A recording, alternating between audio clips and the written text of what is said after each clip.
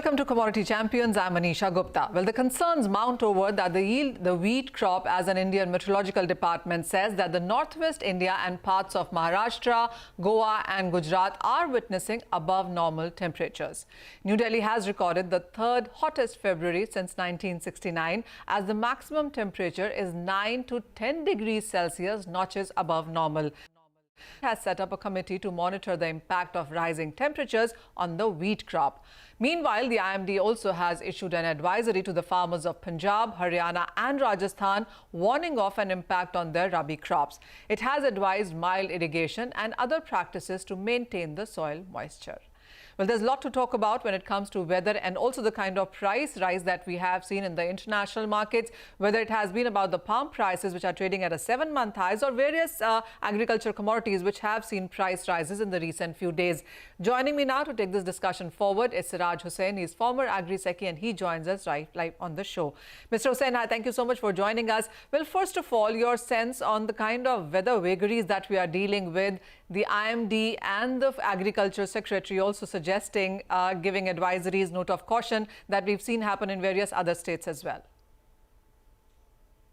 Actually, the weather in North India and even in Delhi has been quite warm in the last 3 weeks, if not more.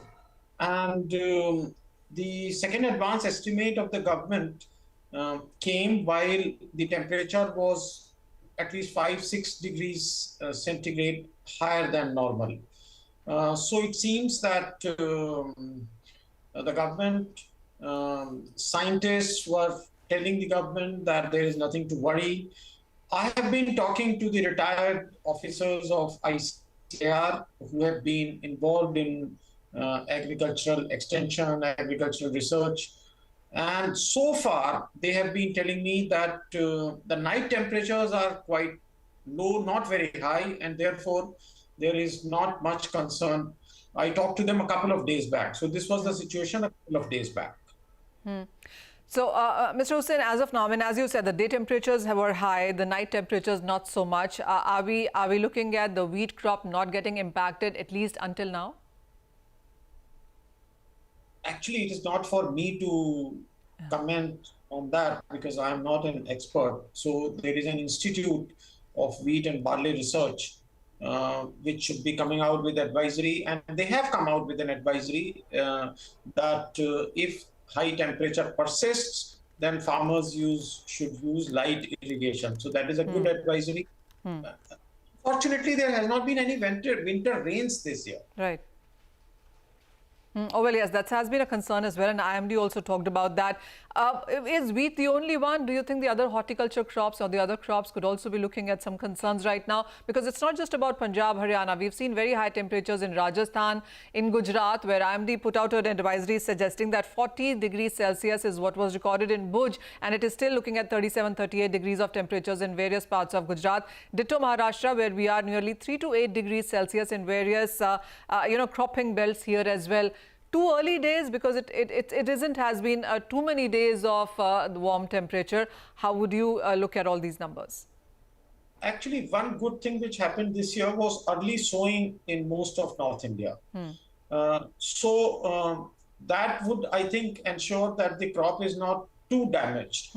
In fact, about 2 weeks back, there was concern that the crop of pulses and even mustard may be affected because of too much of low temperature in December.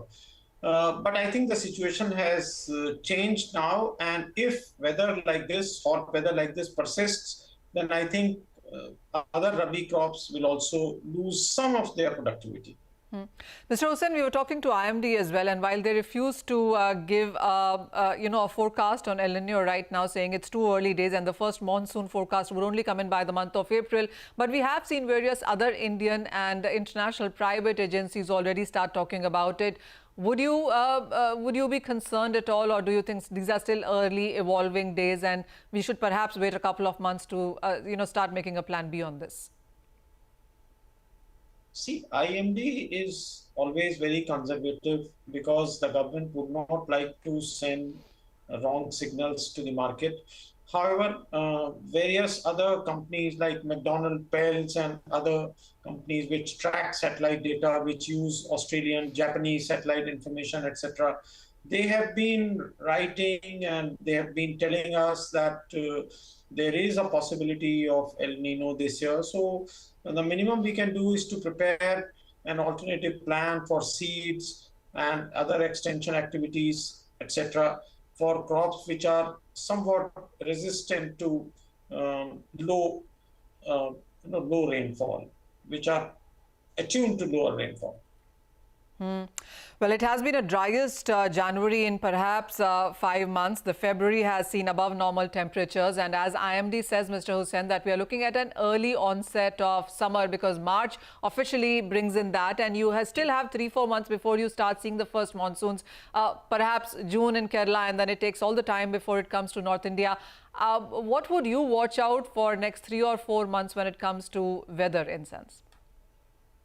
Actually, that is a rather bad news because more than anything else, the poorer sections of society are affected, those who are doing manual labor, those who are in the unorganized sector, the construction sector, because in these months, the construction activities pick up immediately after very cold weather in December and January.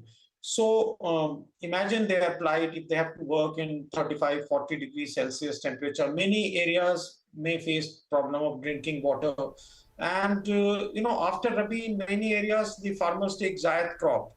So Zaid may also be affected, which may affect the availability of fodder. So there are any number of implications, but the country is well prepared. There is an ICAR institute in Hyderabad called CREDA, which prepares contingency plans. Plans are available for a large number of districts. See, the problem is that the trade moves much ahead of the government. So that is why this discrepancy comes.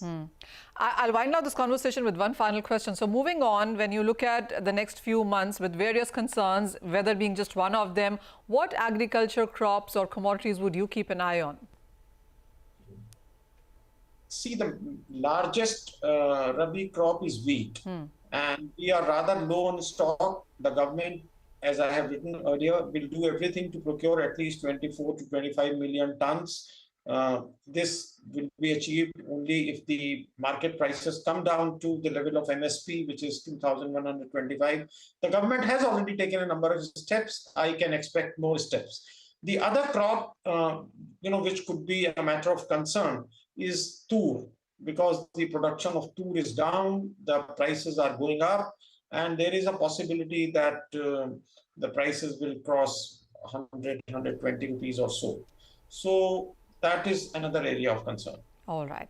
So wheat and tur clearly on our radar. Wheat, the government has been doing a lot. Tur also, we've seen some warnings coming in from the sector, and let's see really what really transpires as we go ahead from here. But thank you so much, Mr. Hussain, for joining us. And with that, it's time for a short break. But don't go anywhere. We take you to the Pulses Conclave 2023 to do a check of the agricultural commodity sector.